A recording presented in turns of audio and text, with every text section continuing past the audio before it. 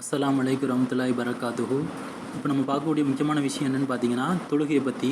நம்ம கஷ்டப்பட்டு தொழுகிற தொழு வந்து அல்லாஹ் ஏற்றுக்கிட்டானா அப்படிங்கிறது நமக்கு எப்படி தெரியும்?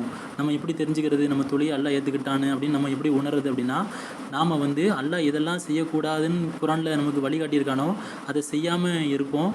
அதை அது அதுக்கு அது செய்யும்போது அது செய்யாமல் இருப்போம். என்னென்ன செய்யக்கூடாதுன்னு சொல்லியிருக்கானோ அதெல்லாம் செய்யாமல் இருப்போம். அதனால் அல்லாஹ் தடுத்ததில் எல்லாத்தையுமே நம்ம வந்து தடுத்து வாழ்வோம். பாவங்கள் செய்யாமல் இருப்போம். என்னென்ன பாவம்லாம் இருக்கோ சின்ன பாவங்கள் பெரும்பாவங்கள் அது எல்லாத்தையுமே நம்ம வந்து செய்யாமல் இருப்போம்.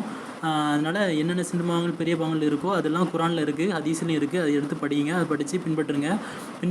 பின்பற்றி நீங்கள் அதுக்கு ஒவ்வொரு முயற்சி செஞ்சு அதுபடி வாழ்ந்துட்டு இருக்கும்போது ஒவ்வொரு முயற்சிக்கும் ஒவ்வொரு கூலி அல்லாஹ் கொடுப்பான். அதனால் நம்ம அந்த பாவங்கள் சிறு பாவங்கள் பெரும்பாவங்கள் எல்லாத்தையுமே நம்ம செய்யாமல் இருக்கும்போது தான் அல்லாஹ் வந்து நம்ம தொழிலை ஏற்றுக்குவோம். அது நம்ம அந்த சின்ன பாவங்கள் பெரிய பாவங்கள்லாம் நம்ம வந்து செய்கிற வரைக்கும் நம்மளுடைய தொழிலை அல்லாஹ் ஏற்றுக்க மாட்டான். அதனால் நம்ம பாவம் பண்ணாமல் இருந்தால் தான் நம்மளுடைய தொழுகை வந்து அல்லாஹ்ட்ட வந்து அங்கீகரிக்கப்படும், அல்லாஹ் ஏற்றுக்கிட்டான்னு அர்த்தம். அதனால் நம்ம வந்து என்னென்ன பாவம்லாம் இருக்கோ அதெல்லாம் பார்த்து குரான்லேயும் ஹதீஸ்லையும் பார்த்து அதை வந்து தவிர்த்து வாழ்வதற்கு முயற்சி செய்யுங்க.